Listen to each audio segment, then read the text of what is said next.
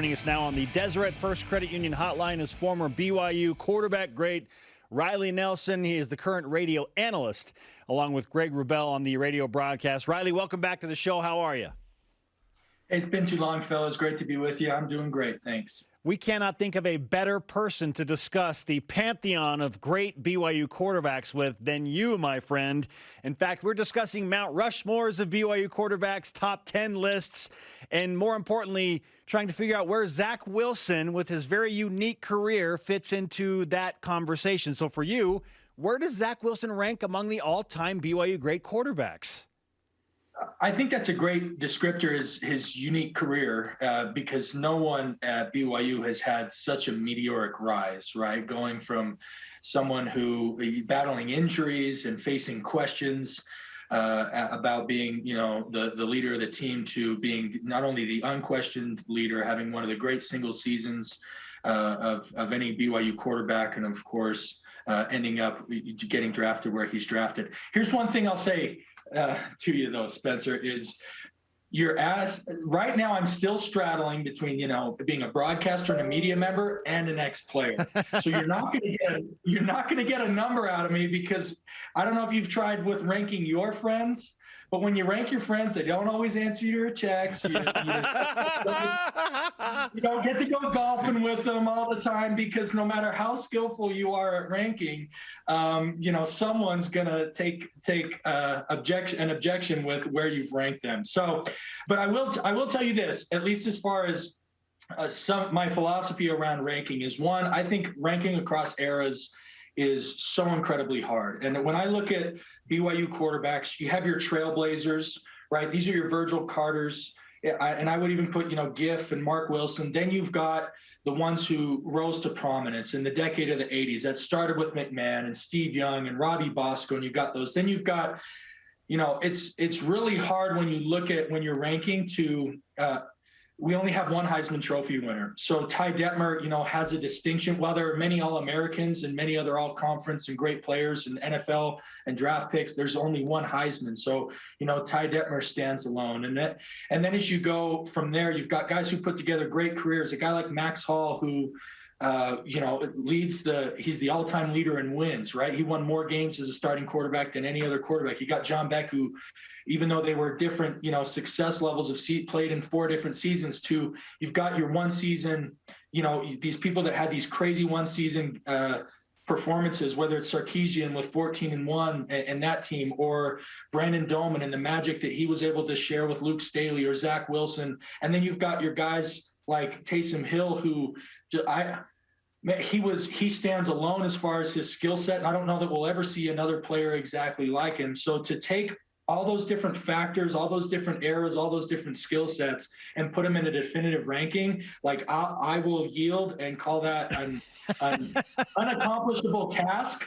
And so there's my answer on that. But going back to Zach Wilson, there's my philosophy. Going back to Zach Wilson, he surely ranks among the top. I mean, if I know we've had some crazy production years. When you look at some of the numbers that some of the guys put up, especially in the 80s and early 90s, and Ty Detmer, he wasn't in that stratosphere. He ended up with his touchdown interception ratio, and those things were absolutely elite, but they weren't things we hadn't seen before at BYU.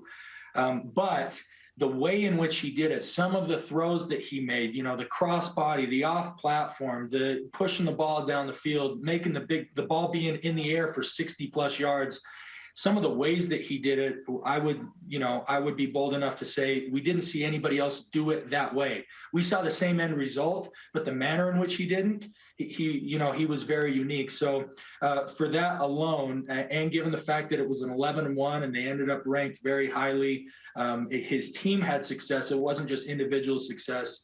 He secured his place among the top.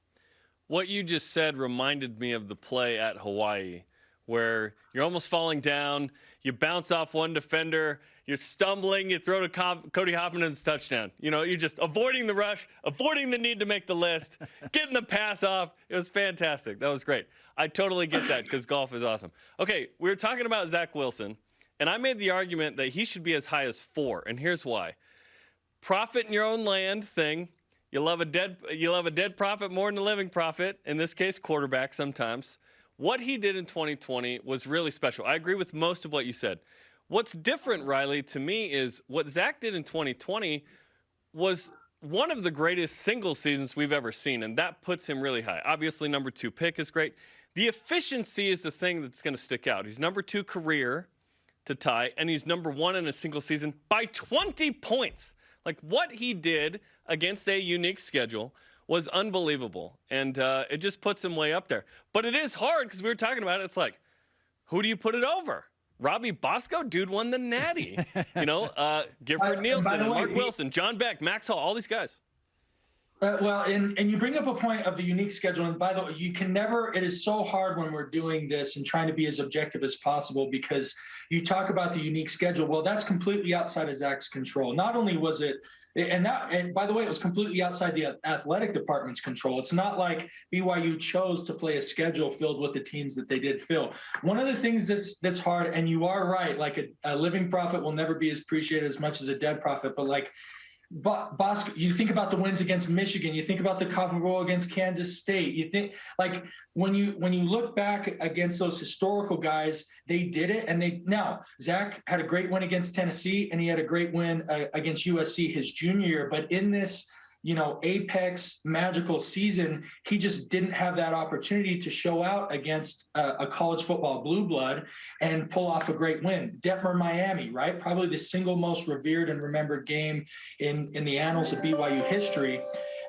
Zach just didn't have that opportunity. And so you can't necessarily knock him for that. Now, that said, having played the game, I can objectively tell you that when we were out there lining up against Notre Dame, who was ranked number 3, or Florida State, who was ranked number 8, or even Texas, who at the time, was they weren't at their peak, but they were still Texas. It is a different caliber of athlete, and therefore the efficiency that you're able to generate, because you say efficiency by 20 points, you simply put them out there against a different caliber of athlete, and I think it might normalize it. But now we're getting into the world of hypotheticals. Here's what I will say. BYU is a tremendous academic at university. Someone up there in the stats department has to be able to figure this out for us.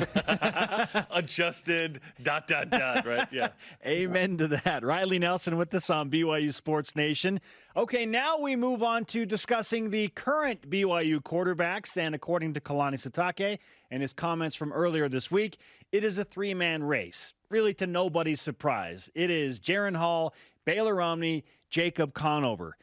But I want to get your opinion on who of these 3 has the highest ceiling. Not necessarily who you think is going to start right now, Riley, but which of the 3 quarterbacks, in your opinion, has the highest ceiling right now in early June of 2021?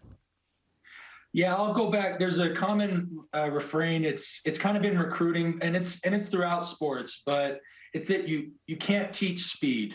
And in this case, I'm not necessarily just talking like track speed or a 40 time or something like that, but I am talking about the highest ceiling, right? And not knowing what they've been working on. We won't get to see that until the fall. But just the fact that Jaren Hall has a little bit different genetic makeup than those other 2 guys, as far as his ability to be able to rush the ball with his leg and be so effective with his legs, you cannot coach that ability. You are either fast or you are not. You are either elusive or you are not. It doesn't matter how much you work on those skills. You can't develop them. So here's why I say that Jaren, in my opinion, potentially has the highest ceiling, in that, like, that's God's gift to him, right? That's something he was born with. And then through his work ethic and through his diligence and his attention to his craft, he can develop himself into an equally better passer as perhaps the 2 guys he's competing against. And then he will always have that advantage. Those other guys cannot work their way, develop their way, technique their way into being as fast, as elusive, as explosive, just simply because we're talking about a genetic component here. So for that reason, Jaren Hall giving you that true dual threat option. And by the way, not to say that Baylor, we've seen these guys. We saw Baylor, he's plenty elusive. He is mobile enough to get the job done, but I think while he's effective, I wouldn't cross him over into like a threat that needs to be accounted for on the defense. Jacob Conover, I know he's very athletic. I've seen the high school film. I'm sure he's going to be great at using his legs to be able to move within the pocket, extend plays, and even pick up first downs with his feet. It remains to be seen if at the college level, he can rip off the type of explosive rushing plays that we've seen Jaron do, and we know that Jaron has the ability. So that, for me, the fact that Jaron has genetic gifts that the other two don't, gives him the edge potentially, contingent upon him developing his craft as a thrower, as a passer, and all of the other elements that go into playing quarterback. Take us back to the quarterback competition with Jake Heaps, because this is what Jaron Hall and Baylor Romney and Jacob Conover are going through now. There's a point where Jake is sort of anointed as the guy, and you wisely said, you know what I'm going to do? And I don't know if you said this, but to me it was like, I'm going to win over my teammates by doing everything I possibly can. You're playing special teams, running down on kickoffs in practice, and the whole deal. Is there anything any of these three guys can do like you did in that case to win over their team? Because, yes, it's about the team, but if I'm Baylor Romney, I'm like, listen, I'm trying to beat you two and be the starter. Yeah, all of those things, the conversation, it was funny you said, and the hypothetical was actually close, but how the conversation went was essentially like, hey, we think Jake's the guy. And I wasn't dumb. I knew he had 2 years. He was 2 years behind me, right? I was going into my junior year and he was a freshman. And so to me, that's like, all right, then no one said this to me, but it stands to reason that means I'm going to spend the rest of my career holding the clipboard. And I was like, I'm not down for that. I want to find a way to get on the field. There was, of course, the contemplation of, trying another position, but I knew I wasn't, even though I was a good runner at quarterback, that's more open field running. I didn't possess the skill set or something to do like a quarterback or play slot receiver. There was the defensive side of the ball where I think, playing in the defensive backfield, but at the time we had Craig Bills and Danny Sorensen back there, like two guys that were incredible players. Obviously, Danny Sorensen is a Super Bowl champ, a starter on a Super Bowl champ team. And I was like, I'm going to trade one backup position for another if I move. So what can I do? Maintain my spot in line at quarterback, yet not waste away and still try and get on the field. Luckily, between Coach Doman and Coach Mendenhall, they did allow those opportunities for me to participate on special teams. That was purely to just not waste away my days. In the process, I didn't have the foresight, or it wasn't strategic for me, as like that was a move to win over my teammates. But in the process, because probably it was something unique that they hadn't seen before, they did appreciate like the effort. Like, hey, this guy, rather than, he's the backup and we all are kind of okay with it, but rather like sit there and sulk and pout, like backups do at every position in every sport, or have a tendency to do. Not all do that. This guy's trying to contribute in some small way. I made one tackle in the 5 games I played on special teams. I made one tackle. Other than that, it was just a lot of running and huffing and puffing for nothing, right? So, that was the thing so going back to your question, what could Baylor do, or what can, Jake do, or Jaron, however it's shaken out at this time is, at this point, keep in mind, at that point, I had been told Jake was the clear winner, and like my fate was to be a backup. These guys are all still live in the competition. So as it relates to now in the next few months, you are working on your craft every waking moment. You are competing your butt off and trying to position yourself as best you can, because that opportunity to be the man is still out there for the three of them. Then once that decision is made and kind of the orders placed, then find a way to contribute. For me, that was, luckily I was athletic enough and was given the opportunity to go contribute on special teams. That opportunity might not be available for these other guys who aren't chosen to be the starter. And so they got to find ways to contribute otherwise, whether that's, maybe it's scout team, maybe it's helping run meetings, maybe it's doing player run practices. But that is what I think endears you as a player at any position, at any spot in the depth chart to your teammates, is them seeing your dedication to contribute to the team in whatever form. Former BYU quarterback Riley Nelson with us. Riley, I cannot wait for this quarterback battle to develop at BYU, and that means we're going to be talking to you a lot more about it if you're okay with that.